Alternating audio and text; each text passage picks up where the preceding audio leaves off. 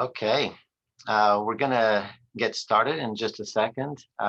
We have uh, the honor of having Professor Jafar Jafari with us, and he's kind of the lead instigator of these webinar series. So, Jafar, if you don't mind, I'll ask you to welcome us to these webinar and explain how it fits in our initiative.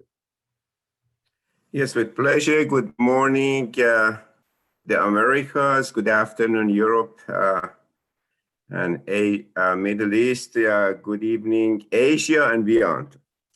Thank you very much for joining us. I forgot Africa, sorry. Welcome to the webinar series. This is our fourth webinar. And I would like to tell you why I began a webinar. Basically, I just get moved to the subject because I know I have only very limited time, like 2 minutes or 3 minutes. I noticed that I noticed a number of gaps. One, there was a gap between academia and the field of practice, and not much was being transferred from academia to the field of practice. So we created something which is called T-Forum, and we had our first conference in Naples in 2015, then 2018 in Mallorca, and next one is going to be in Algarve, Portugal. Then came COVID-19, and I noticed that all the webinars that are being conducted are dealing with the formal sector of tourism. Big destinations, big companies, big airlines, big hotels, big everything. And forgotten are the smaller segment of the tourism. In tourism, as you know, we have two sectors, formal and informal. And informal is being often ignored. Nobody's talking or forgotten rather.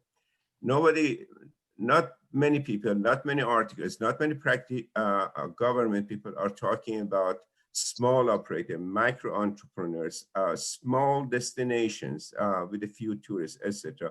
And they were the people who were hurt more than anybody else. So we decided to start with our webinars, and that was the reason for giving birth to the tourism webinars.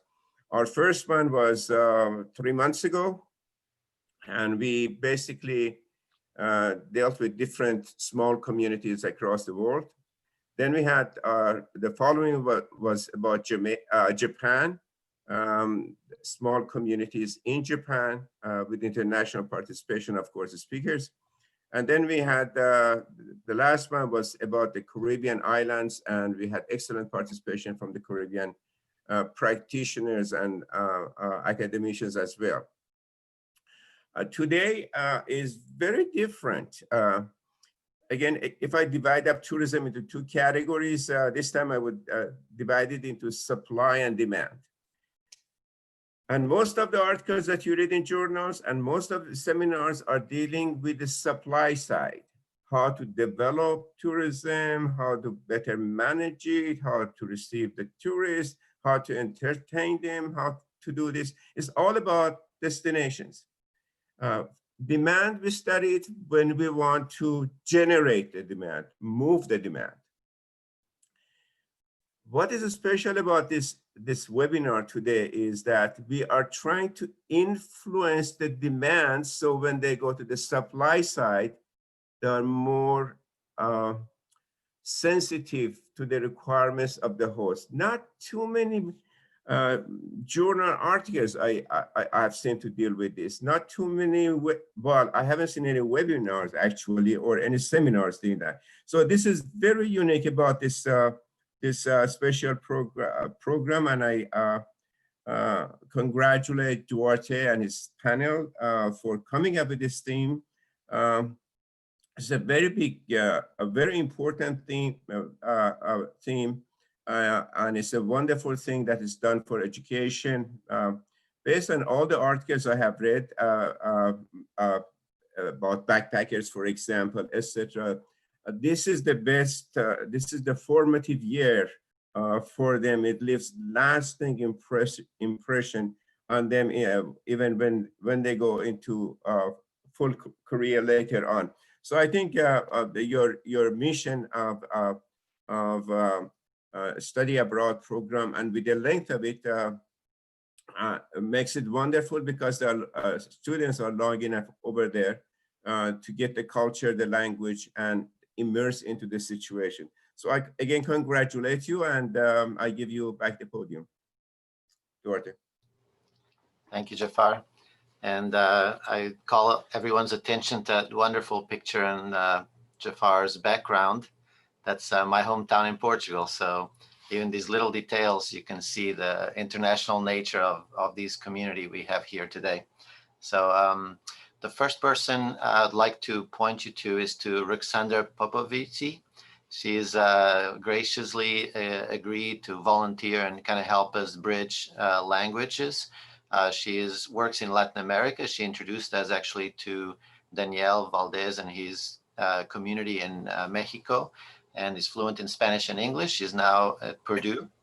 And so she will be paying attention to the chat. If anybody doesn't quite follow the comments in Spanish, you can write a question in English to everyone or to her, and she'll help clarify, and vice versa. Later on, if you're stronger in Spanish and something in the English presentation doesn't make it all the way through, you can ask the question in Spanish, and Ruxis will be there to help fill in those gaps. So thank you so much for connecting with us. So the plan for today will be to start with 2 community presentations from micro entrepreneurs in communities that host groups of students from North America generally. And so our first presenter will be connecting through audio only, and then Danielle will be connecting through video and audio. We have a little presentation to share. And then we'll have a quick switch into 3 guests that understand and operate in the American Global Service Learning Program world, and different capacities with really complementary insights. After that, we'll make a quick break.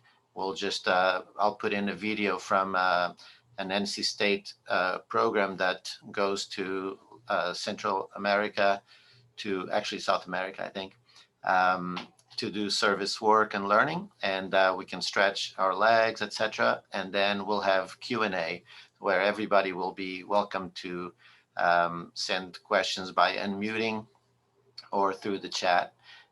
We'll try to manage that so that it's not too disorganized, but I think it should be easy to navigate that to any of our panelists. All right, so without further ado, I'm gonna share my screen with the presentation. And Viviana, if you want to unmute, I will then introduce you. Okay, so hopefully everybody is seeing the screen PowerPoint presentation. Jafar, can you give me a thumbs up if you're seeing it? Okay. Yes. Okay. So, all right. So that's our plan, our timeline or structure for today. So I introduce you to Viviana.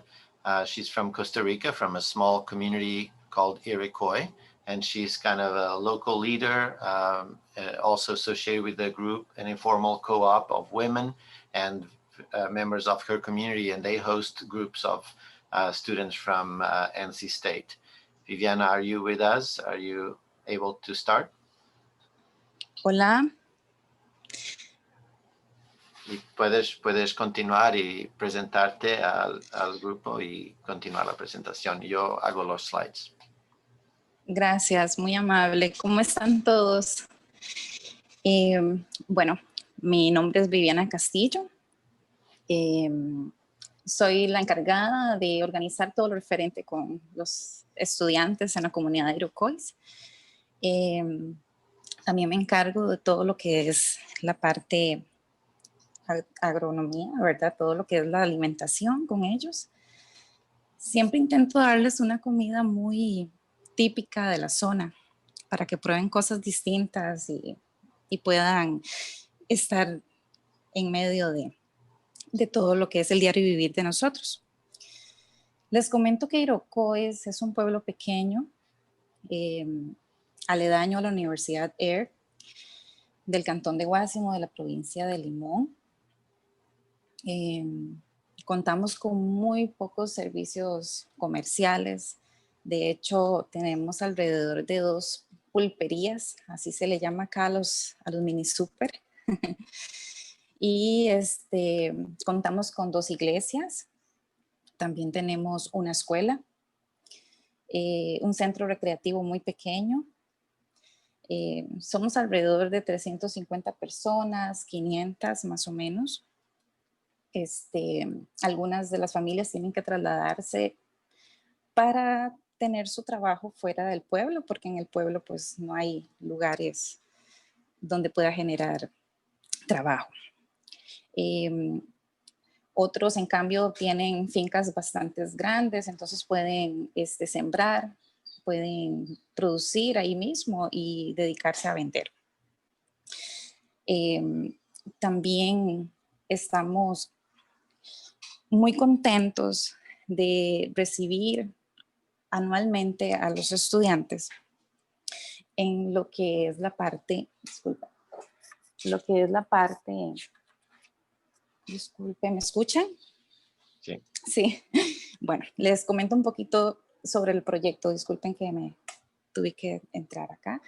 El proyecto empezó más o menos alrededor de unos 8 años o 10 años.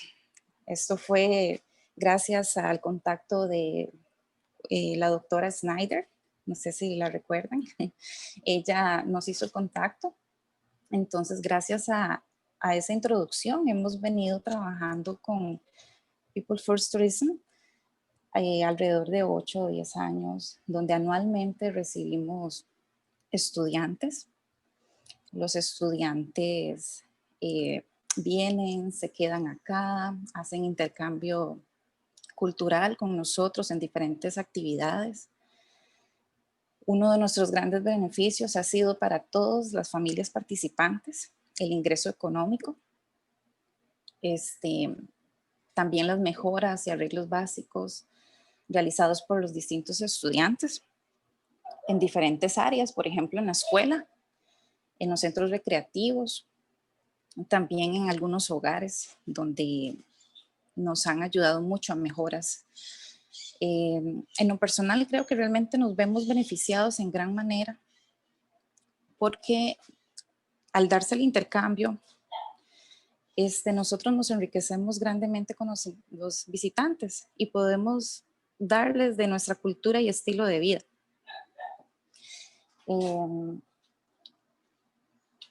Siempre estamos anuentes a ayudarlos no sé, a colaborar en cocina y estar interpretando muchas actividades con ellos.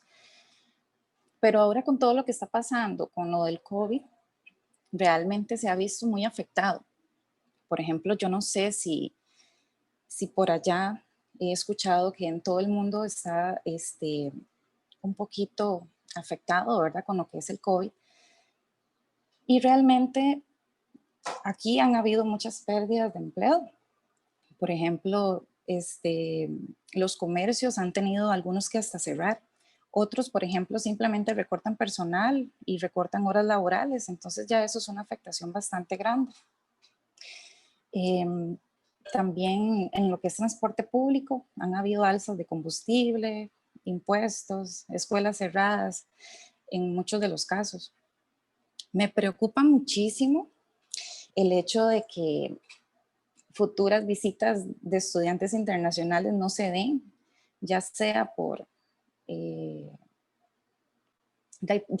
tengan miedo de contagiarse o más bien que nosotros los contagiemos.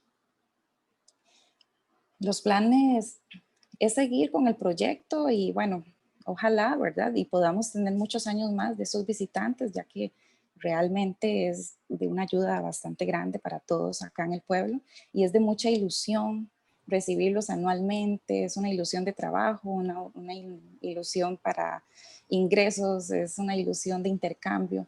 Realmente es un proyecto que ojalá hasta llegara a crecer y que pudiéramos tener pues la facilidad de tener hasta incluso más contactos y tener más visitantes anuales.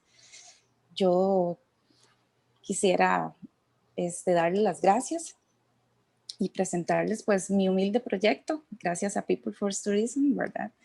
Y estoy a la orden para cualquier duda, cualquier pregunta. Muy bien, gracias Viviana.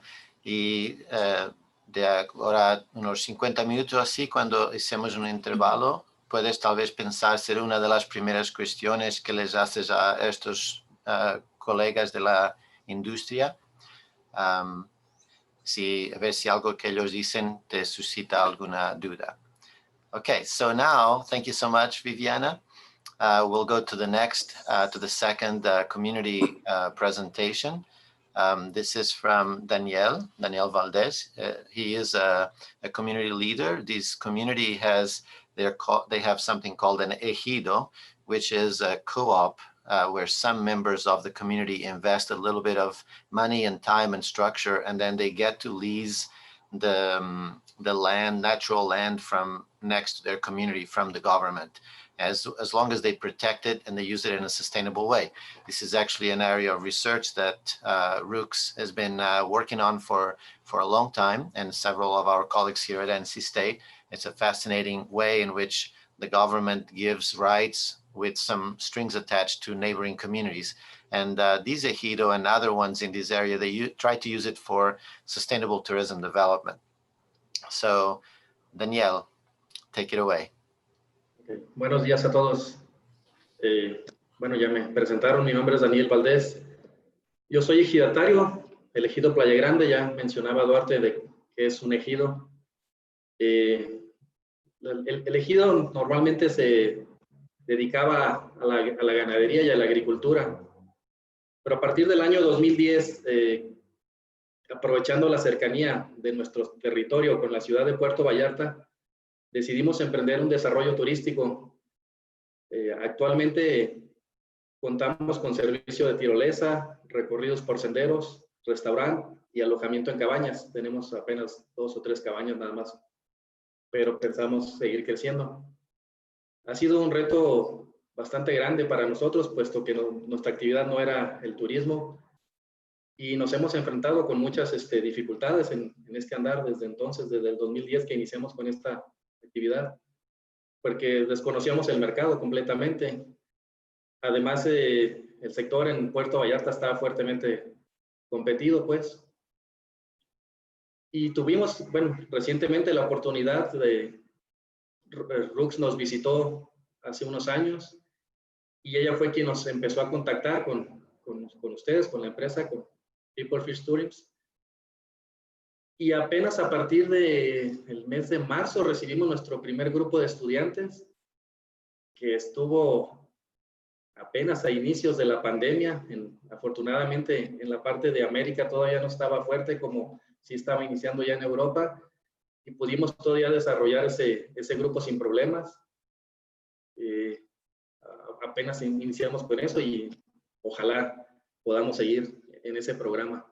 Y bueno, ¿cuáles son los beneficios que trae el programa hacia nosotros? Pues obviamente que se generan ingresos hacia todos los ejidatarios, y además de otras empresas locales a las cuales llevamos los grupos a visitar. Bueno, algunas de las labores que hacen los estudiantes ya cuando están en nuestro parque, pues nos ayudan a hacer algunas mejoras en la vegetación y en general en el desarrollo ecoturístico. Bueno, los beneficios pues es que exponemos a la comunidad, a visitantes que aprecian nuestra cultura. Y obviamente pues la generación de empleos, tanto para hijos de ejidatarios como para habitantes locales que trabajan en el parque con nosotros, pues. Esos son parte de los beneficios. Bueno, ahí tienen una fotografía de lo que es el área del restaurante de nuestro desarrollo turístico. Y bueno, ¿y qué impactos hemos tenido a raíz del COVID? Nosotros tuvimos que cerrar el parque a partir del mes de abril. Actualmente no lo hemos reabierto, estamos en la etapa de organización. Fue bastante duro para nosotros, una organización que apenas está consolidando y viene un tema de esto como la pandemia, entonces nos afectó demasiado. Obviamente dejamos de percibir ingresos y bueno, pues la consecuencia de estar cerrados es que se deterioran las instalaciones y los jardines, pues obviamente que requieren de mantenimiento continuo, y actualmente pues estamos en esa etapa de volver a reestructurar todo. Y bueno, ¿qué esperamos acerca del programa 2021? Pues yo espero que a mediano plazo se puedan volver a replantear los programas, las visitas de estudiantes. Ojalá que se pueda, ojalá que se reduzcan los riesgos. Pretendemos establecer acuerdos de cooperación con socios a largo plazo, tener un esquema ya más continuo, digamos, eso es lo que yo esperaría. Y bueno, y mi preocupación es que se llegara a perder el interés en nuestra comunidad debido a la pandemia. Ese es uno de nuestros principales temores, pues. Pues es rápido, a grandes rasgos es lo que les quería comentar. Muy bien, Daniel, gracias por traernos hasta tu realidad, que es importante para este próximo paso del webinar. Como invité a Viviana, te invito a que pienses en alguna cuestión que sobresalga de esta presentación de los próximos palestrantes. Okay, so we've been, to the extent that Zoom allows, we've been brought on to 2 communities that Iroquois has tourism a little bit around it. It's close to Earth University, and as you know, nature-based tourism is really popular in Costa Rica. They have parks and waterfalls and protected areas all around them, eco-resorts, and they were wedged out of tourism. And so through these groups coming in, they're starting to understand how tourism works, what they might be able to offer, how much they might be able to charge. And the same thing with Playa Grande Eco Park. They're next to Puerto Vallarta, just a mega enclave tourism destination that a member of our lab described it as a socioeconomic apartheid that keeps all of the tourism in the resort, and these communities nearby, they're left to feed on the scraps of the industry. So collaborating with the universities allows them to kind of get a little wedge into the tourism industry, have the community members exercise on how to do business and how to polish their offerings. And Daniel and his group are already offering meals and canopy tours and interesting products like that that fit that market. Now, we are in this reality across the world where communities like these 2 were perfect labs for Northern Hemisphere students to do service and learn about cultures and about how their tools could make this planet a more equitable and verdant world, right? And then now we all are struggling with this pandemic that's affecting the whole world, and we retreat to our safety bubbles, and we're at the risk of letting down all of these communities that have partnered with us, because that's, I think, what they are. They are our partners. We were mutually benefiting from each other, and now what happens? So we have a few awesome guests to comment on this. The first guest I'd like to introduce you to is Anthony Ogden, a personal friend and longtime collaborator. Tony is now the managing partner or a managing partner at Gateway International, which provides advice to American institutions and global institutions of higher education on how to take the experiences abroad of their students kind of to the next level. He has kind of a bird's eye view of this sector. And so, Tony, would you introduce yourself? And the question I have to you is, because of your position, could you contextualize where global service learning fits in the mission of universities? Like, why are they doing this? And how do they see these communities that are like far away labs for their students? Well, thank you very much, Duarte, and hello to everyone. It's a real honor to be joining you today. I'm really enjoying the discussion thus far, to the extent that I understand it. Thank you, Roxandra, for adding the comments into the chat. I must say that I've been in education abroad, international education, my entire career, but I only studied abroad just a few years ago, and I studied in Argentina so as to be able to study and learn Spanish. I had a great time, but I didn't really learn much Spanish. So thank you very much for your translations there. It's great to be with you. I also, before I jump in, I want to say, go back a moment to Jafar's comment, which impressed me. And I do want to say that there has been considerable research in recent years about host community impact written from the US education abroad perspective about when our students are able to study in host communities abroad via service learning programming and other types of programming. And that research is becoming more and more robust. And not to make a shameless plug, but this book here is my newest book. And in this book and so many other books just like it, there are some pretty interesting chapters written about host community impact. I would direct your attention to that. Now, as I said, I've been involved, fortunately, in education abroad for over 30 years now.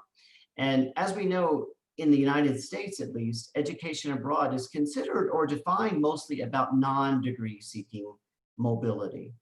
Our students are generally not seeking degrees abroad so much as they are experiencing short semesters or academic years. And we used to hear the term junior year abroad. Well, in fact, the majority of our students now, over 68% of our students, are participating in short-term programs or programs of less than 8 weeks.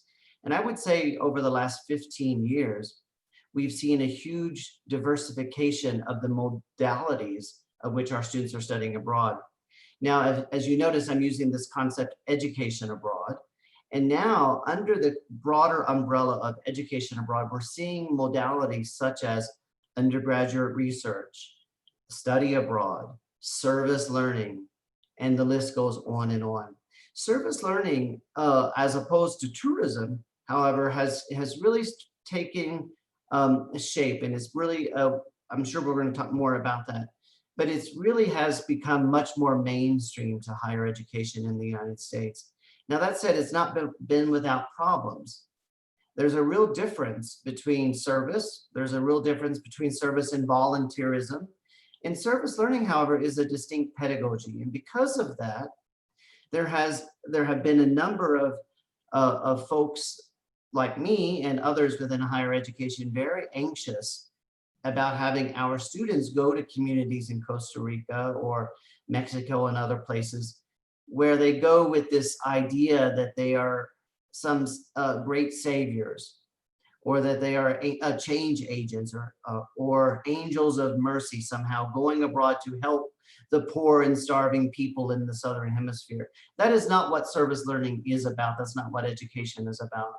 And so because of that, there has been a considerable emphasis over the last couple of decades, even longer in fact, in helping universities not only define service learning and operationalize service learning, but to provide a structure around that engagement, because it is growing popular and becoming more popular. And we're hoping that our students are going abroad and engaging respectfully and in meaningful ways with host communities abroad, that there isn't a community identified need, that the students are there to support. And in the act of supporting and realizing that community identified need, they're able to learn and reflect in that way to become much more civically engaged themselves.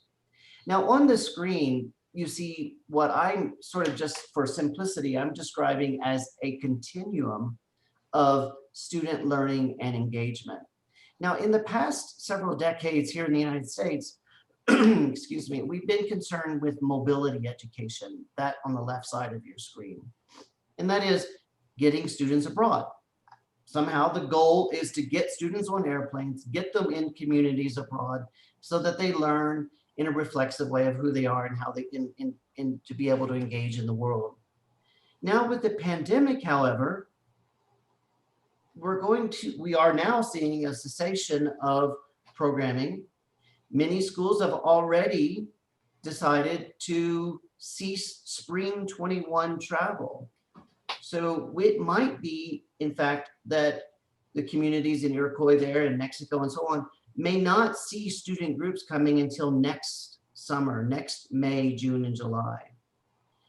Now that said, what I sense that is happening on the broader scope, which actually I think is a very good thing, is that we're now seeing this expansion of student learning and engagement. And that expansion includes what I'm just very simply calling access education, where we're now leveraging new forms of virtual delivery in a blended way to support student learning and engagement. And then to the right side of your screen, you see this concept of integrated education, where we're actually more robustly considering ways to internationalize the curriculum, engage students in the life of the campus and the community in new and exciting ways. Now, of course, the goal for universities is to enhance our student learning and development so that when they graduate from our institutions, they understand the international nuances of their disciplines, that they can support their lifelong study and engagement in the world.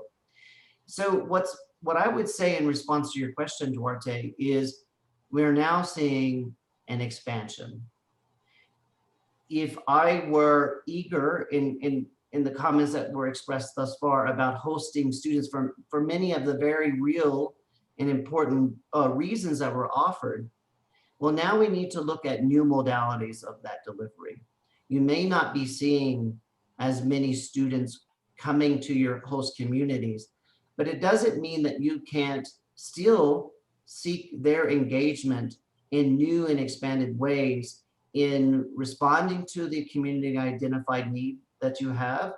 And there's also still ways to engage in intercultural learning, revenue generation, and so forth. I hope that in our conversation today that we can go into some considerable depth about that. Thank you. Thanks, Tony. Thank you so much. So that frames it perfectly for our next guest. Adam Cully is the director of service abroad programs for NC State, and he's been kind of leading a provocateur and administrator of dozens of programs all around the world and in North Carolina and the US.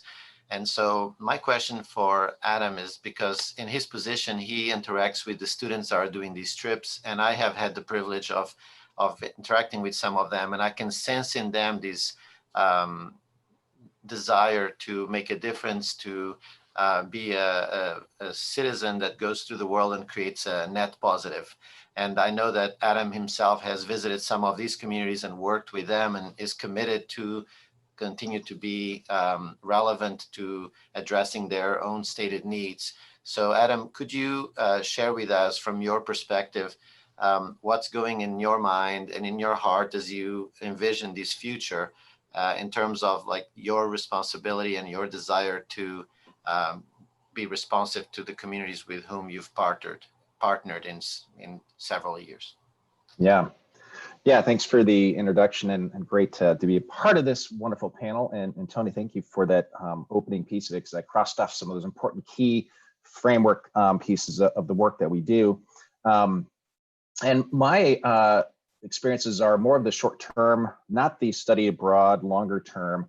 And so, and when Tony said, what are those things about coming in and being that savior complex and really assuring how do we come in and at what purposes? Is it for our partners, our students' experiences, or is it to benefit our community partner, or is it mutual? And we're really trying to make sure that it's mutual, and we spend the time to prepare our students in ways that they can engage in that. And so I think that's some other groups across the United States who do alternative service break programs, their approaches are a little bit different. We've learned over the years that we want to work in community, realizing that, okay, in 1 week, what can we truly accomplish? Well, what we can accomplish is the relationships and the continued support. And oftentimes these students who may have never thought of leaving the United States or leaving the state of North Carolina even, that might encourage them to think about what are the other global learning experiences. So we really see a lot of our students continue on. And what I thought, and I like how you asked that question about what's on your mind and heart. I think Duarte knows me enough that I lead with empathy. For those who understand Clifton Strengths or have taken the assessment, that empathy is my top one. And so that really speaks to me. So I decided to include and just share a story. And this is one of our 23 partnerships. And you heard from 2 of them this morning of what is it about the experience that these students have. And this is in Hoonah, Alaska. And it's actually the view behind me. I decided to put that as the backdrop. And that's where I was this past March as we were traveling. In fact, the university was about ready to cancel all of our programs. So we had 300 plus students and faculty ready to go, and we were almost on the no-go line. Well, our team happened to be traveling through Seattle, which those who were aware or may not have been aware, that was the hotbed at that time of all the COVID cases. And so we're coming into this very rural community. The only way to get there is by ferry or by plane. And it's a community that the highest concentration of Tlingit indigenous population in Southeast Alaska. And so I share this picture because our students were there. We've been there for 11 years. We continue to go. And it's this relationship with the community partners and the community elders in particular, and also the students in the community. And it's really a cultural exchange. And yes, we're there for a week. What's our specific project? But it's about the students engaging. You can see in that image where the students are learning about the Tlingit culture. What are the importance about this? And interestingly enough, right behind the image of our students learning about the native ways of using the land and the different products and how they use it for healing and the traditions that they have, right behind us is this, right behind the students is a brand new, the second large shipping dock. So this is a port of call for tourism. So when we think about tourism, this community went from primarily a fishing community, then to a logging, and now into tourism. And it's a community of about 500. And so when we think about impact, and we go at a time where it's not the tourist season, and they appreciate it in a way because we're there to learn about the culture and not just come and jump on the zip line, albeit that's important. It's an important like income for the community, but it's a different aspect. And so we really engage in ways, and we have those conversations of what the impact of tourism has and what the impact of that. And so that happens, and we really try to do that in more of our programs and organizations. And thank you to Duarte. We're evolving our alternative service break program to really think about those impacts. And so, and to see the students, and the last piece I would share is that I'm kind of saddened about the missed in-person opportunity and that engagement.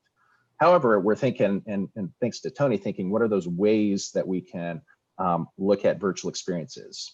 And I'm looking at, in particular in Alaska and also other partners, how can we zoom into the students are doing virtual learning? What are ways that we can get our students back in the classroom or do some panels and presentations? And so I think there's a lot of things that we could look at. So my heart is a little empty in a way, but it's also anxious and excited about what the possible opportunities are. Thank you, Adam.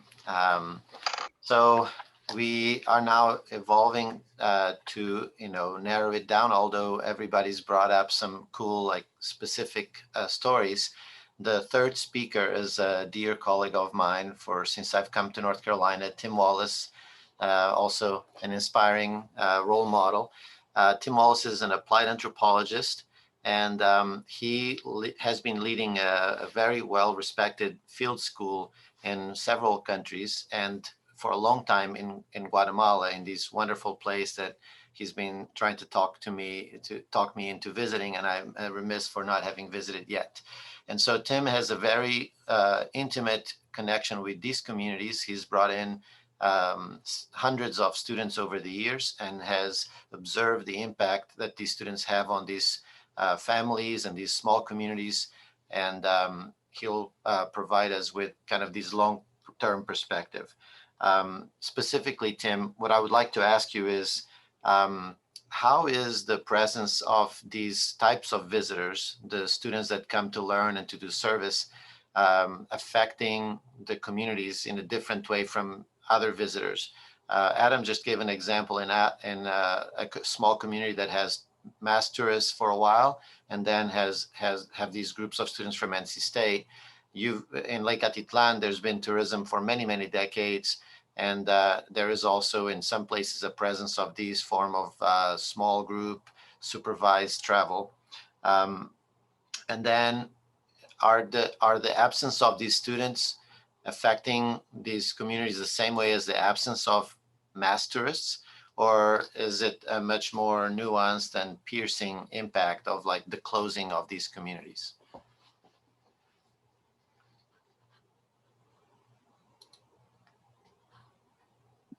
Hi, Duarte. Thanks very much for that nice introduction, and welcome to everybody who's participating today. I'll try and keep my remarks brief, but because I've been working as taking students abroad for 25 years, it's hard to keep my comments confined to just a couple of minutes, but I'll do my best.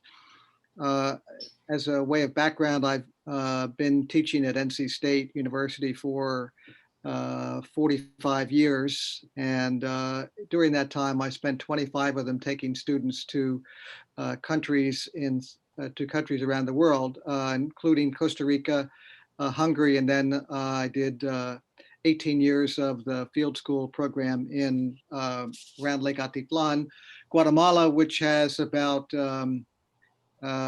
20 communities that are within close distance, within a car ride or a bus ride or a taxi ride of the hometown, which you can see the headquarters, which is Panajachel, located in the picture to the right. This is a region that has about 250,000 people, and each of the communities range in size from about 10,000 to 40,000 people. So when I did my program, we put students in individual communities around Lake Atitlan. So there were usually about 15 different communities where we had students.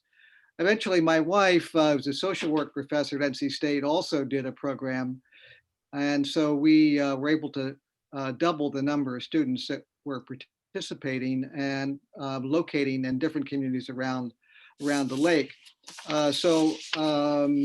Eventually, between the two of us, we had about 700 students over those 18 years. So I just wanted to quickly mention that in those 17, 18 years, student fees paid for, students brought about between $2 to $4 million to the community over those 18 years. This was, the students brought their own income, but we also paid for housing. And usually I think this is a pretty substantial amount of money. Students would stay for about 7 to 8 weeks. And during that time, they would really get to know the families very, very well. Each student had to do their own individual research project in the community. And so they themselves did not want to be associated with being tourists, as typical of tourists, young students not wanting to be tourists themselves. They see themselves, and they began to see themselves as researchers. And they developed a very special relationship with the community, and particularly with their host families. So the host families became my partners in the educational process. They helped them with their language, but they also helped them to get to know the community. Now, because many of the members of the host families that we utilize had not had students before, there was a learning curve that was needed. And so we helped them develop a set of criteria that they would use in order to be able to make their house acceptable for US students. And although the students weren't expecting too much, oftentimes the local standards were far below what would be acceptable for study abroad offices around, at least at NC State and probably at other universities. So the homestay families had to develop the skills necessary for being able to handle the students, manage their food needs, manage their health needs, make sure that they got where they had to go for class meetings, help them with their help them getting to know the community, help them oftentimes with their research. And certainly by the end of the time we were working with them, the host communities knew my program much better than the students at the beginning would know.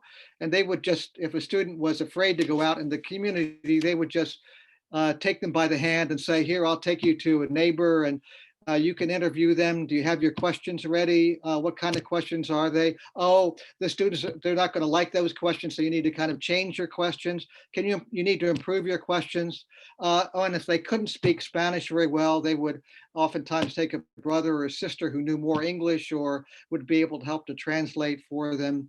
And so there was all kinds of innovative skills that the students would develop about how to be on their own, but they didn't really oftentimes realize how dependent they were on the communities. So the families themselves developed these micro-entrepreneurial skills in how to make the home acceptable for students. And so oftentimes many of my homestay families made contacts with other institutions and began to develop as almost a year-round business of providing homestays for their families. So coming back to the particular question that you were asking me, I've talked to some of the families recently in Lake Atitlan, and they are suffering from the lack of tourists. They're suffering not only from the lack of tourists and lack of income, and our homestay students, but also from the disease itself, which has now really become very widespread throughout Lake Atitlan. And so the community members are afraid for their health, and they're afraid for their lack of income. One of my students recently wrote to me and said, why don't we see what we can do? We're going to have a conference call with me and some of my assistant directors to figure out ways that we might be able to raise funds to help students, to help families in the short run. I think that it's a disastrous situation. It is a disaster for students, for the families in the communities around Lake Atitlan. They have no income because many of them were so dependent on tourism. So all they have to fall back on is agriculture. And oftentimes that is not enough in order to sustain them. So I'll stop now, and is there anything else we can discuss later on? Thank you. Yes, I'm going to torture you to address another question in a few minutes. So I appreciate it. So I think this is a wonderful third reaction, because Tim pointed out how, to some degree, being visited by students that are doing field learning and service helps kind of, or gives the opportunity for people to develop their own self-determination, their own business, micro-entrepreneurial skills, their ability to decide which aspects of their culture are okay to be shared and how they can be shared. So in a way, maybe different from other forms of just tourism revenue, this allows them to grow in terms of autonomy, in terms of skills, in terms of resilience. And now this is where our partnerships are put to the test. Are we going to continue to be their partners and, you know, supporting them as they try to be resilient in the face of these tremendous crises? So we'll turn it back to Tony. And Tony, you work with institutions. Could you talk to us about, you know, the tensions, the pressures that institutions are facing as they look at next year, as they look at whether or not to cancel, you know, study abroad? Do they factor in these perspectives of these communities, or is that so far away from the decision making that it's up to others to consider it? Well, thanks for cycling back around to me, Duarte, and I think that's an important question. As you see on the screen there in the middle, the little cartoon, in many ways, universities are caught between a rock and a hard place. But the truth is, this isn't new.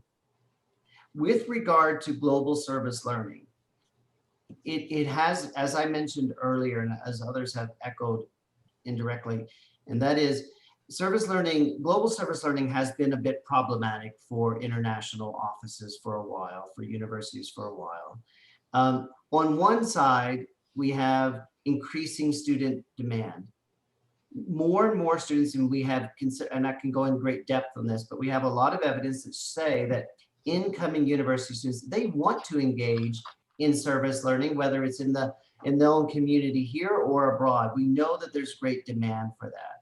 We also know that there are many students and others spending millions and millions of dollars globally to engage in this form of learning.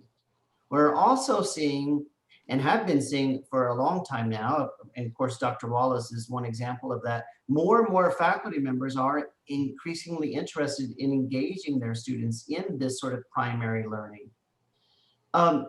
Whereas once international offices were the central point of anything international student learning and engagement, now we see more and more entities around campuses are involved.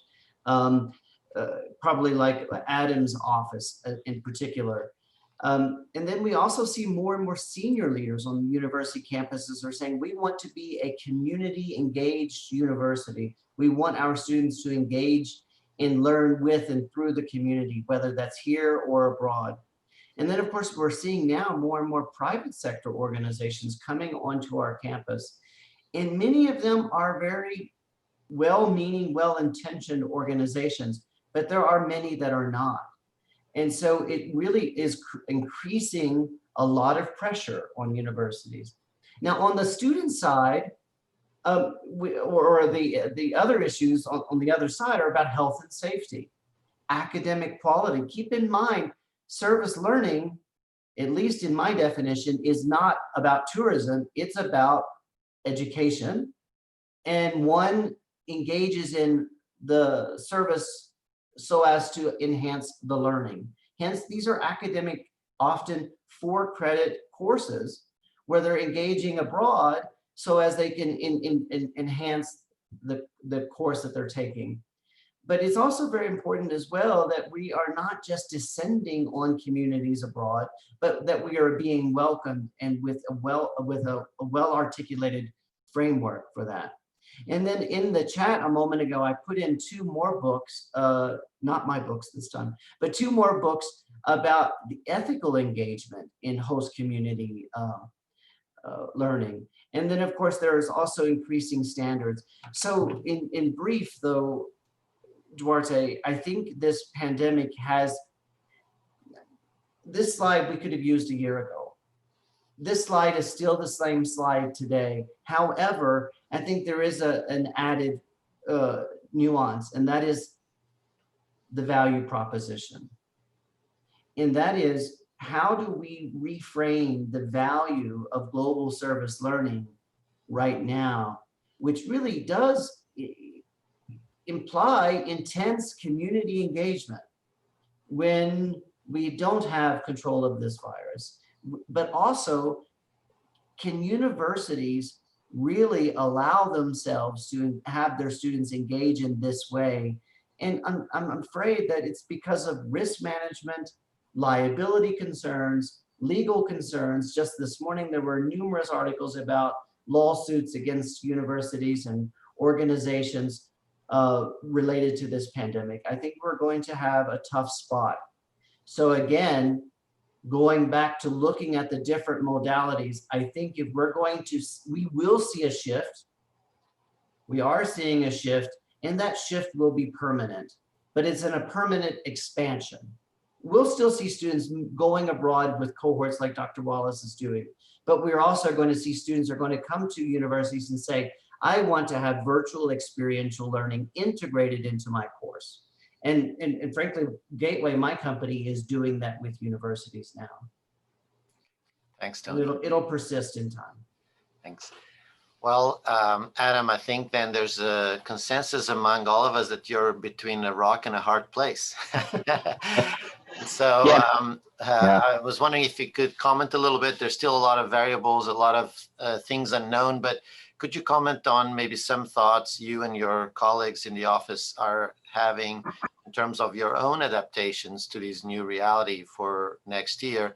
And maybe, you know, how can communities that have been hosting also consider ways to adapt and cope and be ready for partnerships, the next level or the new level of partnerships? Yeah, well, as you're probably well aware of, and many as well, like, we're not traveling. NC State is not traveling. So to answer the questions on some of our partners, no, March is not happening. Summer, probably doubtful. Who knows, fall?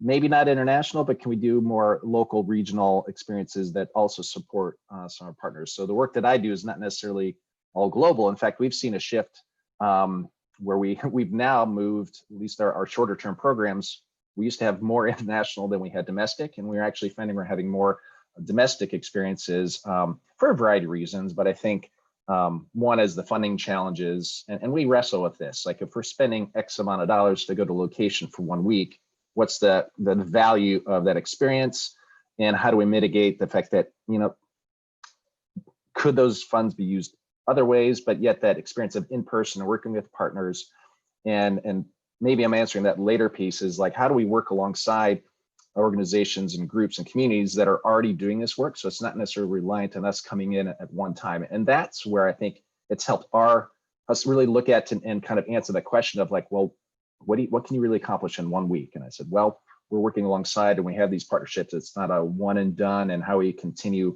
to work with them year after year after year after year. In some cases, it's been 15 years with some of our partners. We build that up. And can we go multiple times throughout the year? And so some ways that we work around that, we've had a couple 1 credit bearing opportunities. We've dabbled into that piece. But one of the things that we're obviously is that can we get a vaccine that works? And then when do the numbers go down? But then we're also thinking, great, we've got the mix of flu coming in. So now we've got a mix of a storm. So that I think really precludes us for the spring. And that would be in any season. We're always concerned about flu, because I think in other parts of the world, it tends to last a little bit longer than it does here in the United States. Not to mention, do some of these communities and who gets the protection and does the global, you know, how does it fit within the global model? So I think we're in it for a good while as far as when we open up. Some of our partners may be ready and willing. Some countries may be open for tourism, but our university, because of legal and risk management reasons, could very well make a decision that that's not happening. And so I think those are just the realities. And then we got to think about, in some ways, what are the parents? They have an influence on these young 18 to 20-year-old students in decision making. And so that's, and I think to Tony's point, like these aren't like a year ago, these would be the same issues, but I think now we're layering it, and that we're doing things more virtually. And so what is it that we need to consider with our partners? And just a couple examples, we probably our longest standing partner in the Dominican Republic, they did virtual, what do they call it? Virtual internship, but they can continue alongside of working within the classroom for the students that they're doing, and they have that longer term partnership. And so they've dabbled in that. It's like, wow, what does that look like for some of our partners? And how do we include that? And maybe there is a travel component. And because our students are going to be used to this. Our study abroad, I was meeting with an individual who their position now is to establish virtual study abroad internship experiences, which I thought was really fascinating. And what does that look like? So I think this will just really spin off in so many ways where I think we're going to have these experiences, but they'll look differently. And also for me, and I'm talking with my other colleagues who do these shorter experiences, wow, this really just opens up, and we've done this with one of our partners, but the pre-departure experiences and be able to really learn and engage and meet with our hosts before we get there, so to build that relationship. So I think those are some aspects that we can all think about as well. And then the last piece that we're looking at is the growth and purpose. And making sure, and I mentioned this before, but is it to the benefit of the student? And in some cases, students, want to go and help or go and fix, but how do we help them understand that it's all about serving, but that in that mutual beneficial relationship, and so that we're welcome in the community and we're not a hindrance, we're not a burden, and they're not just trying to find some busy work for a group of college students to come in, but what is that interaction to be able to go in the image there? It's like, wow, I don't know when we'll be able to get to RDU and just load up and go to a distant location. So those are just some thoughts and just realities of what I think NC State is working with, but we're currently engaging in that dialogue of what is that next iteration. So great, thank you so much. All right, so turning it back to Tim, back to your intimate connection with this community that you've been there for 2 decades, and there have been fluctuations in the visitation from different kinds of tourists, maybe because of political stability or health issues or the economy in the market, in the North America or in Guatemala. So can you reflect on that observation, see how has those communities, how they have been resilient over those crises, and how can they remain so in this super dramatic moment we're living now? Thanks, Duarte. Well, I hate to sound pessimistic, but we're in the middle of a pandemic. And as I said before, I actually live in Guatemala in the Lake Atitlan area 6 months out of the year. And we came back for our usual visit in early March, and we haven't been able to go back yet. The airport in Guatemala City is opening this month, we hear, probably, maybe. They keep changing that every so often. So the situation is dire at this particular point in time. People have no money. People are getting sick.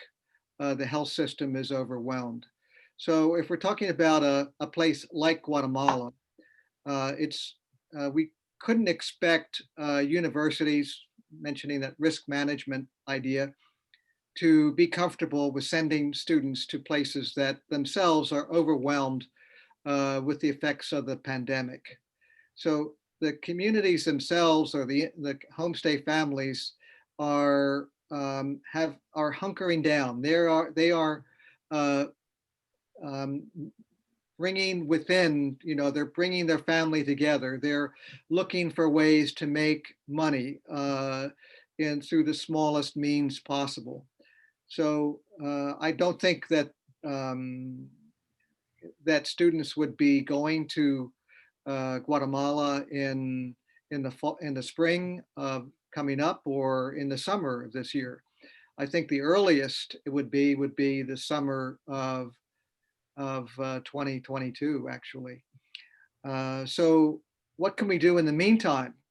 And I think that the other panelists have suggested working virtually with members of the community, maybe perhaps the whole community, in thinking about what kinds of things can we do to prepare for the future. I think that if communities begin to feel comfortable working virtually, that these kinds of person-to-person interactions that we have, maybe it's through Zoom or through some other techniques, we can give them some ideas of how to begin to prepare, how to begin to think about what they need to do in order to be ready for when students come, so that they can be among the first to receive students rather than being among the last to receive students. So we need to work with them in order to think about opening and preparing. I was working with some folks from the Guatemalan Tourist Agency back in early April, and I was amazed at how little thinking had gone on, even among the Guatemalan tourism developers, about how to prepare for the future. They have no idea. So I think that those of us, even in the United States, we have had so much unfortunate experience with COVID-19 that we have some ideas about what they can begin to do to think about preparing.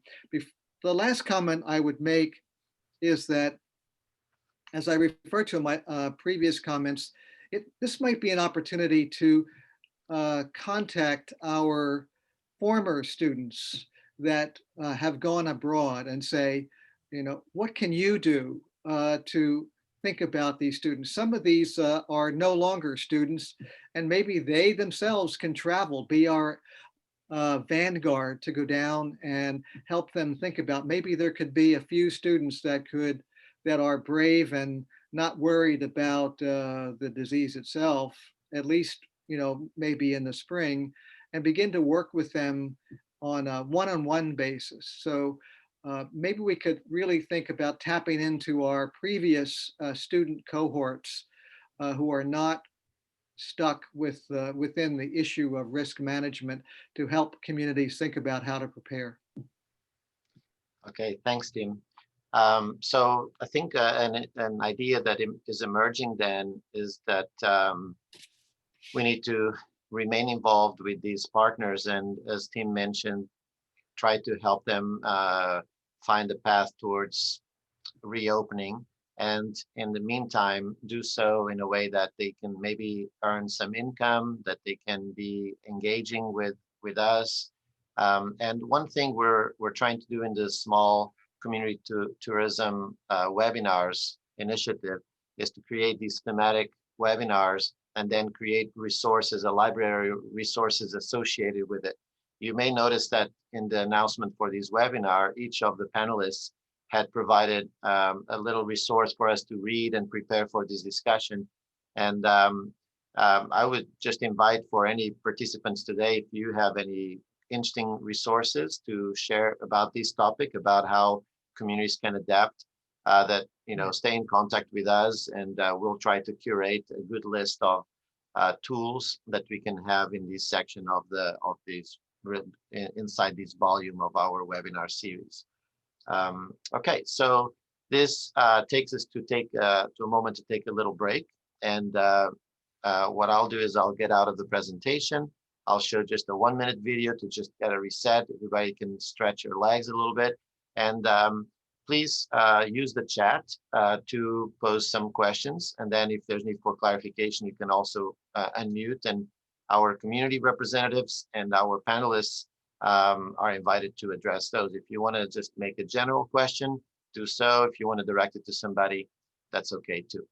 All right. So I'll go to our video.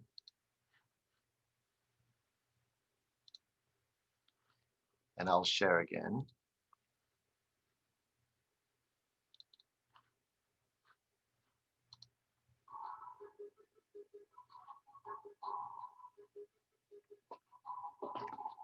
I'm going to stand up a little bit to give an example to everybody to stretch.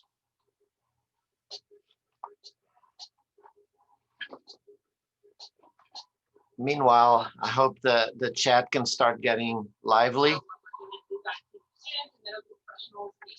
We're going to go 5 different communities within this province and provide healthcare that they would normally get on a daily basis, while also partnering with the medical clinics that are here locally.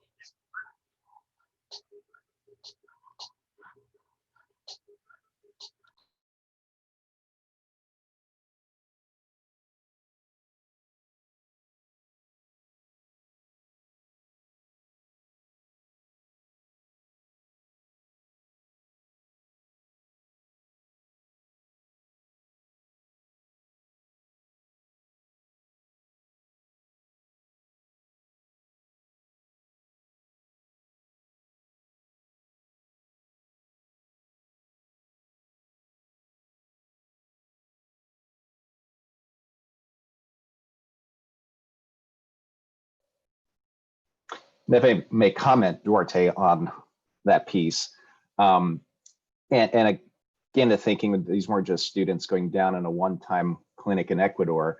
When we think about partnerships, we actually, in this case, it's an organization where the medical facility is there consistently throughout the time. So it's not like this, great, you come in, and I think I've heard a lot of medical brigades go in and they provide medication, maybe a diabetes clinic, but then there's no follow-up as far as what did it do? They don't have any other regular medical practitioners. So our students, along with medical staff from the US, were able to go work alongside their local doctors in a setup where they're continually providing healthcare, and they have electronic medical records. So it's like one of those experiences where we felt really good about that kind of work.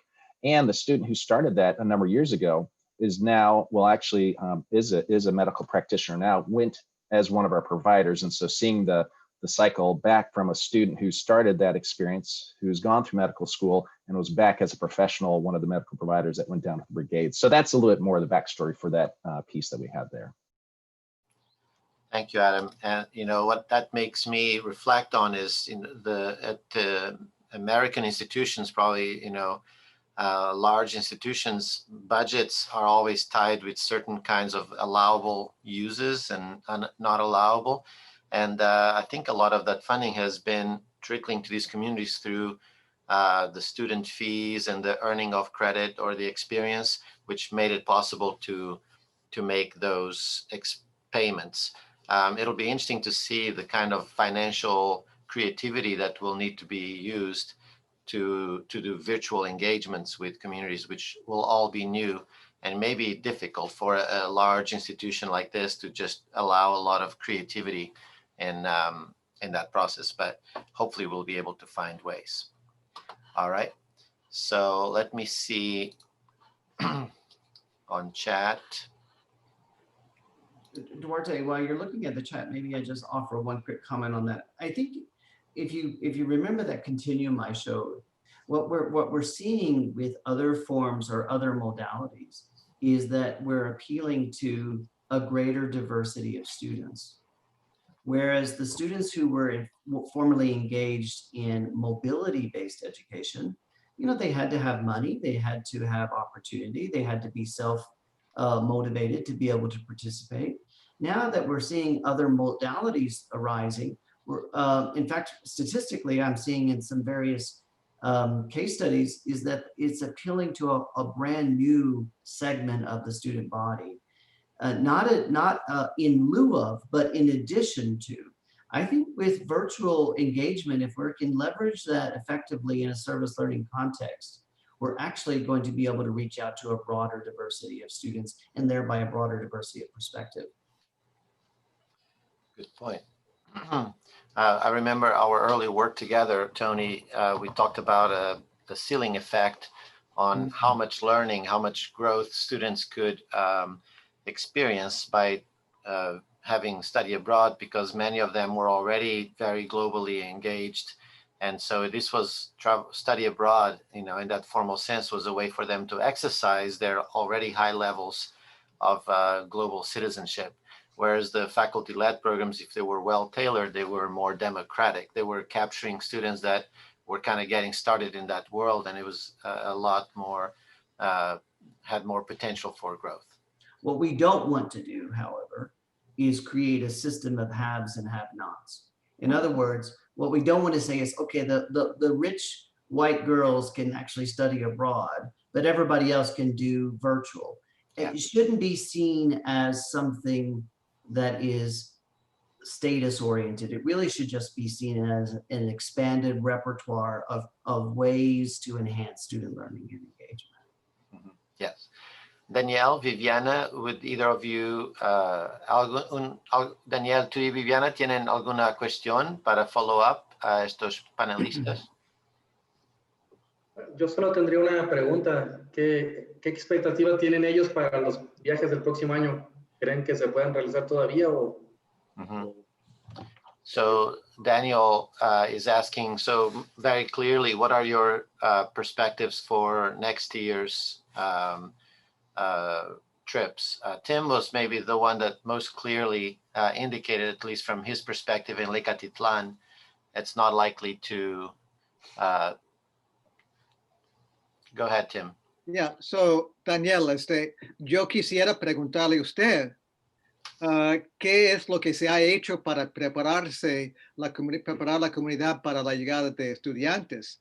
Entonces, nosotros tenemos que escuchar de ustedes cómo están con el COVID y qué preparativas están haciendo para recibir estudiantes para contrarrestar la situación de la pandemia. Bueno, se han tomado bueno, nosotros todavía no reabrimos. Obviamente que en la reapertura se van a tener que tomar las medidas que se están recomendando a nivel global, pues tener más cuidado, guardar distancia, usar gel antibacterial constantemente, el uso de mascarillas, pues. Se tiene que tener ciertos cuidados, obviamente, ¿no?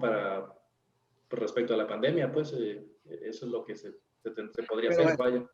Pero de mi punto de vista, para estar entre los primeros que puedan recibir estudiantes, será necesario que ustedes estén más proactivos. O sea que es necesario que en vez de, bueno, como usted ha dicho, hay esas cosas, pero es necesario que ustedes se han reunidos, han discutido, esto es lo que vamos a hacer, para hacer una lista que se puede preparar para enviar a las instituciones internacionales que puedan enviar estudiantes donde ustedes. Entonces, ustedes tienen que demostrar que están conscientes que la situación en cuanto a la cantidad de casos es bajo, y que ustedes ya son muy inteligentes y muy listos, preparados para recibir estudiantes.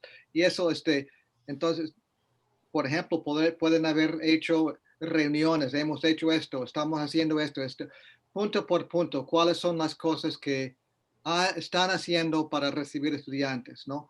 O sea que tiene que ser de los dos lados, uno de la comunidad diciendo que hemos hecho esto y de nosotros que estamos enviando estudiantes decir pues que nosotros estamos más confortables porque ustedes han hecho esto, sí, y con esto ya podemos decir donde los padres de los estudiantes y con los estudiantes decir que, bueno, esta comunidad ha hecho esto y tenemos mucha confianza que no van a haber ningún problema.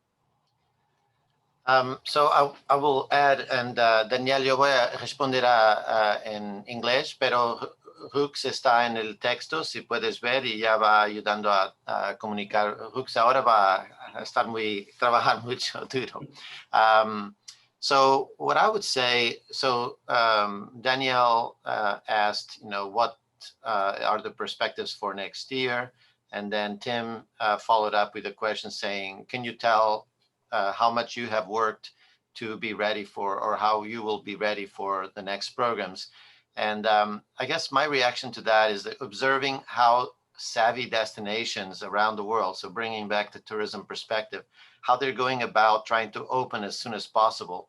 Entire countries like Portugal, they are the ones that come up with some guidelines so that people like Danielle and Viviana know how to get prepared. And so I think my question then to Tony and to Adam is, what would be the organization in the United States? What would be the aggregate of institutions that could be nudged to create a set of guidelines that they recommend to these host universities, things that are realistic, and knowing that in this kind of field, it's going to be very case specific. For example, Danielle's community has built this facility in the forest, and they can have a set of members of the community that are quarantined along with their visiting group, and they don't stay with their elders in the community, and they stay, they social distance from everybody else. But in Viviana's community, because the experience is intimately, it included homestays and everything, that would have to be much more adapted, right? So in the United States or North America, what organizations would be in the place or the responsibility to ease this transition, to provide hints for communities to get themselves proactively ready for when trips are possible? You want me to jump in, Adam? Yes, please. Well, I think there are a few points happening there, Duarte, and it's in a complex question. We do have our professional associations, many of which are trying to pivot in the way that you're suggesting, about helping to provide a framework, helping to provide best practices or guidelines and so on.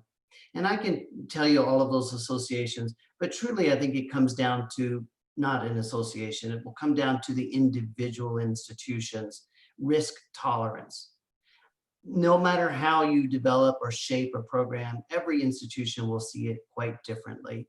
And with regard to travel, the institution's exposure to risk management, honestly, I think service learning is probably going to be one of the more complex types of programming modalities, because it is by design community-based engagement. Therefore, it's how do you social distance in the community-based engagement, whereas study abroad is more tied to classroom learning, which has its own set of complexities. There are a number of, as we know, companies and organizations and institutions as well that provide programming, or these third-party providers, and they have recently organized themselves into a collective to actually address some of these questions, and I'm quite eager to see where that goes. But right now, I think most general offices at universities that have to raise money, they have to pay for their own fees and bills, that they are pivoting to explore revenue generating models.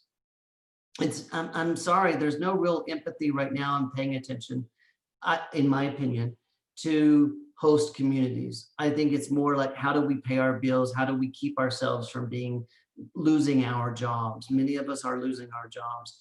And so what I think that there's a pivot to new modalities. And again, I say that in every comment, there are new modalities happening that can not just carry us through the short term, but actually expand the population in true and meaningful ways over the long term. My sights are set on the long term. And I think any host communities that are focusing right now on how do we leverage for the long term will be better placed than short-term gain. Thanks. Adam?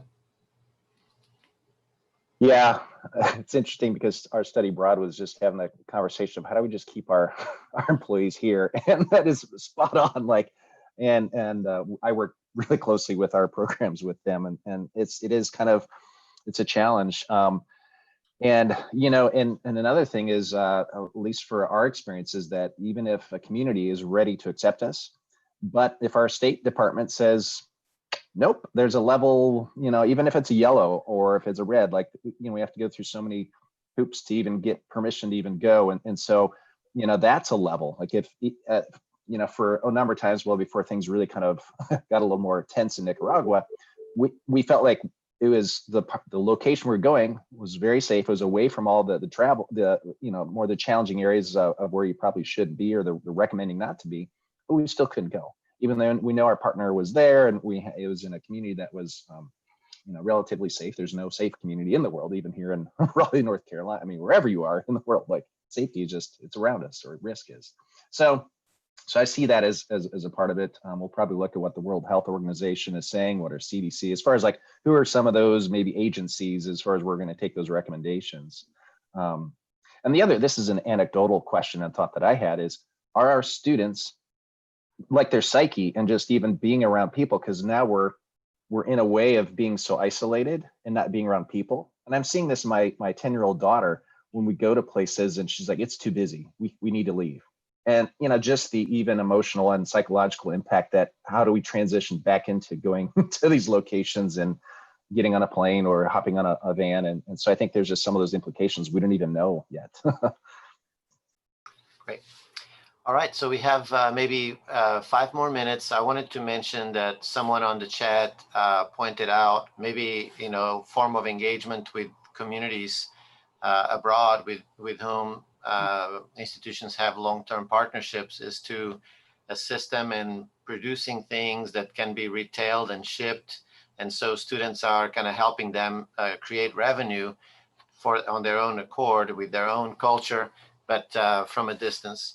And so I wanted to ask any of I think Tim unmuted, maybe Tim would like to make a comment. We have time for just a few more comments, and then we'll wrap it up. I'll ask Professor Jafar Jafari to have a few comments, and then we'll close. So Tim, did you have something you wanted to add?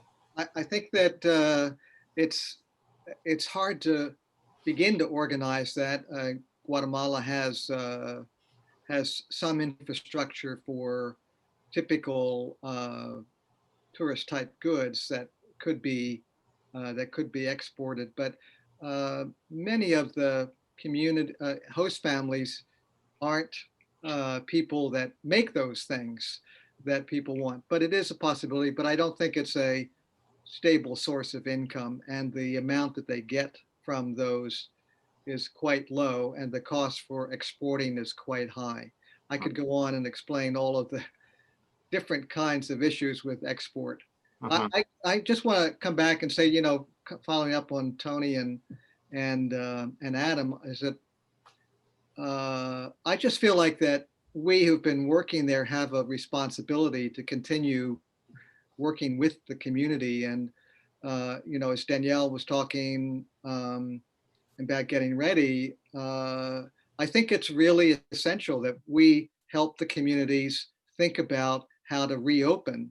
And I think Adam's mention of how do we Americans readjust to, being in, with everybody all the time, it's going to be difficult. It's going to take time, but the more we talk about it, the more we interact with others and we hear what they're saying in Colombia or Guatemala or whatever, that's going to help us better get going faster when conditions are available so that we can get going. Otherwise, we're going to be at the end of the line rather than at the beginning of the line. Thanks, Tim. Yeah, so I reflect often on a story about an American kind of savior that went to a valley in Africa and noticed that the farmers were growing coffee and they were not making much on their crops. So he started a direct sale through his church in America, and for maybe a decade, that whole valley started making a lot more income from their coffee production. And then he passed away, and from one day to the next, all of that valley had no supply chain to sell their product.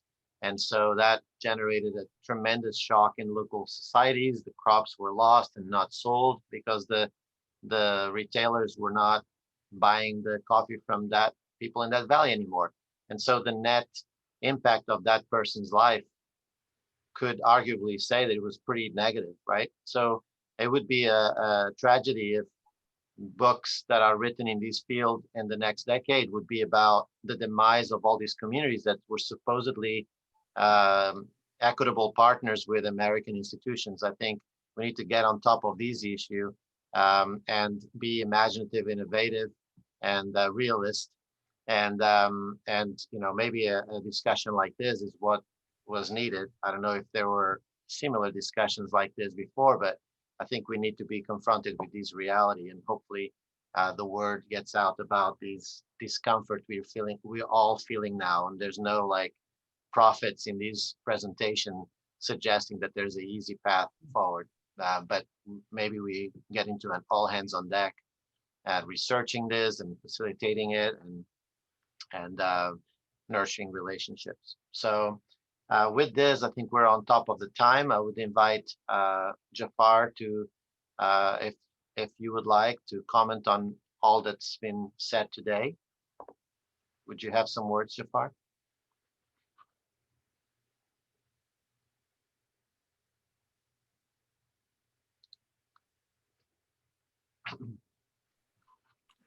Yes, thank you very much. A very informative discussion, but I can't stop feeling lost as what these small communities can do.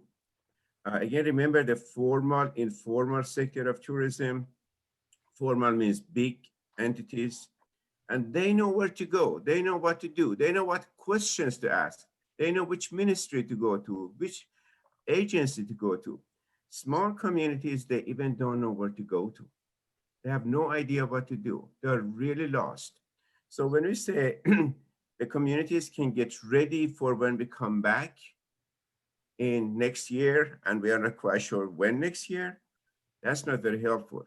We need to tell them how to get ready, in what areas they need to get ready. And we can, at the same time, if we have any professional obligations, we can help them to help themselves in their own countries. These are the people you need to get in touch with. These are the agencies assigned for it. So they really don't know where to go. That's the problem. Coming back to us, what we can do for them, this is our 4th webinar, and it's becoming very clear that the essence of tourism are changing. Remember the sand and the sea, so on and so forth, and another S I wouldn't mention. It's becoming different, but there are still S type of things.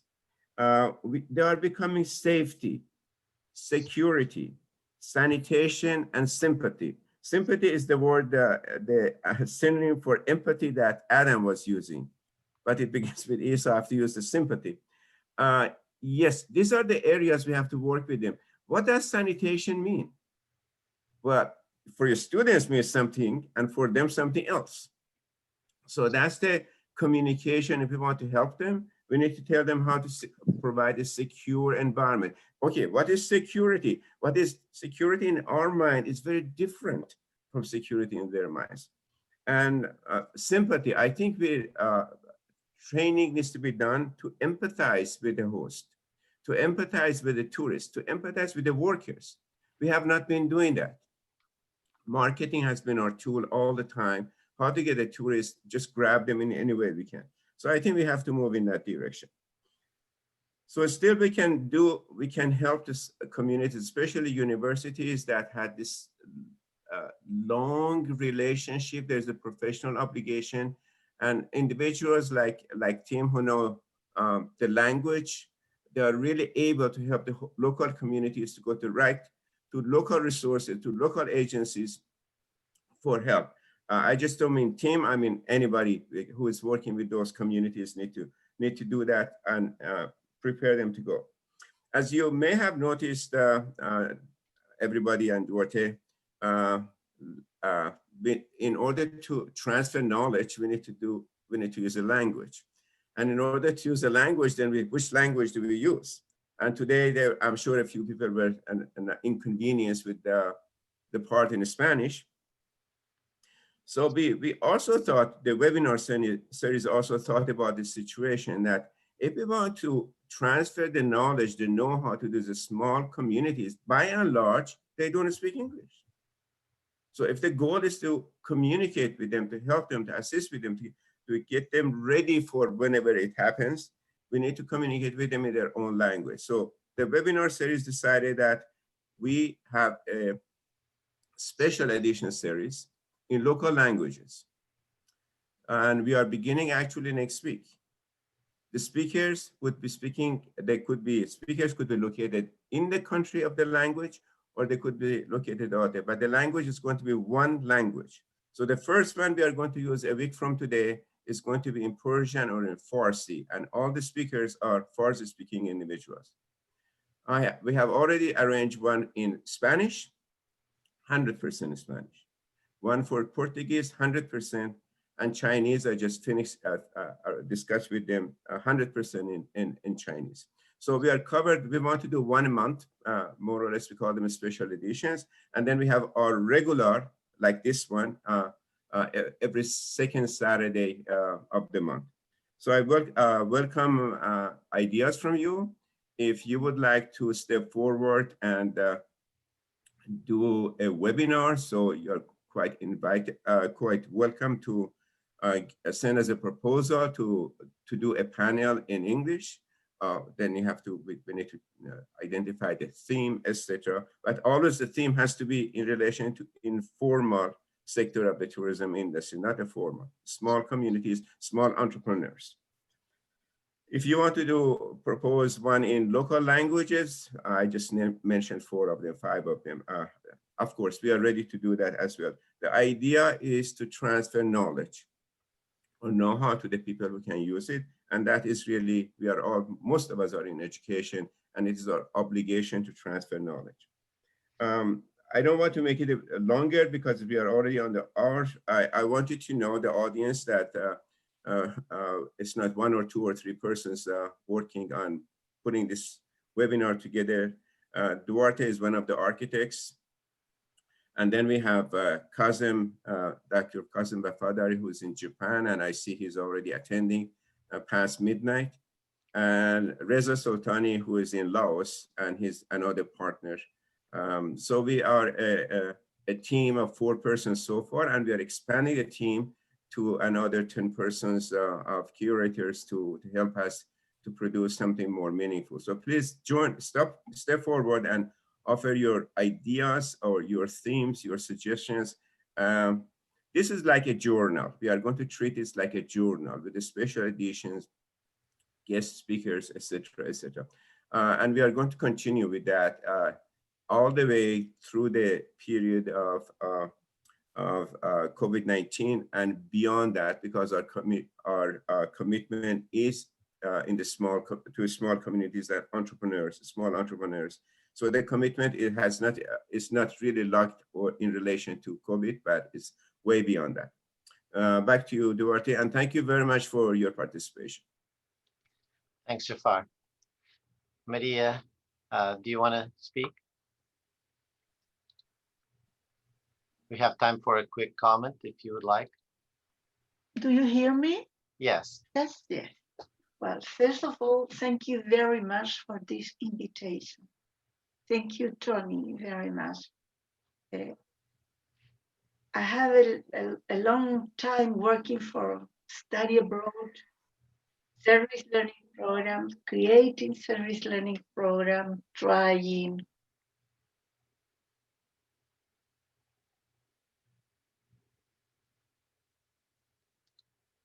Maria, your sound is muted again, maybe. There. Something is pretty bad with this, but next time it won't be. I promise it. Yes. All right. Well, I said, we have had good times and very bad times. And so we have different experiences in terms of how to face the things that are coming. Unfortunately, in South America, in Chile particularly, in Chile, Brazil, in the southern cone of Latin America, we have had very tough problems with the COVID.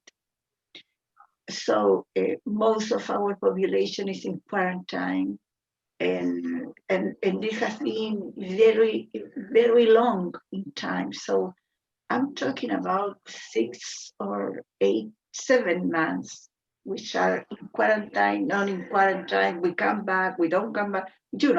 Well, that is very has been very strong affection in study abroad. Even I'm not directly today involved with universities. I keep my friends, and I have all my. I belong to a huge committee in the 5th region in Valparaíso, Viña del Mar.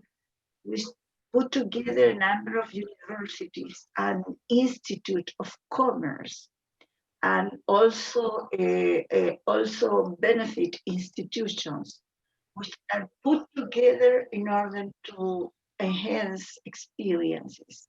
So they are working hard. What I heard this morning, I'm going to put this on that forum. Thank you. And I will tell you what I think about. My first thought as person is that service learning opportunities and internships are extremely good for both sides, American and local communities. First of all, we have some special experiences, like, for instance, a number of small business entrepreneurials, which is very helpful. So I hope that through this forum, university and with chambers of commerce, I will try to see, and I will tell you what I'm thinking. Maybe I may try some ideas. Thank you, Maria. I appreciate that. It's great to have you in the forum.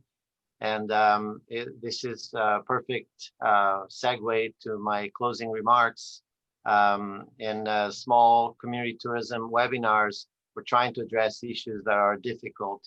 And I think we'll all agree that, we're all a little bit uncomfortable at this moment as we hear of these problems, and we can't envision an easy fix for this situation. But we're all, probably all of us, I'm sure all of us are deeply committed to having a life of consequence and a career of consequence. We've been saying that we are doing these things for the sake of the students' growth so that they can be better global citizens.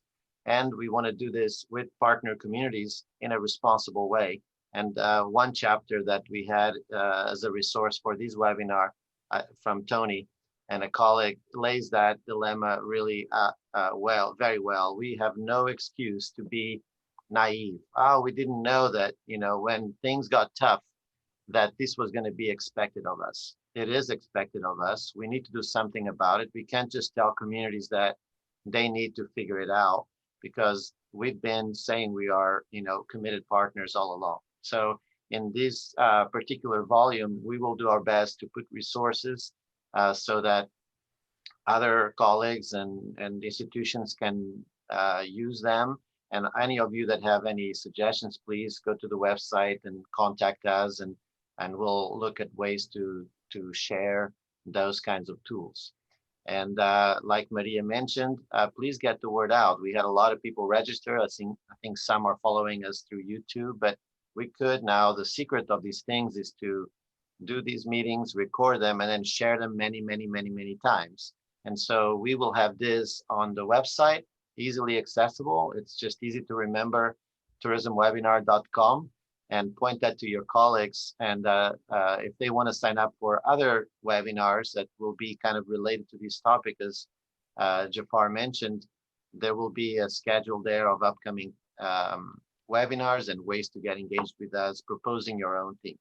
So thank you so much for being here today. Thank you to Danielle and Viviana for connecting with us from their communities.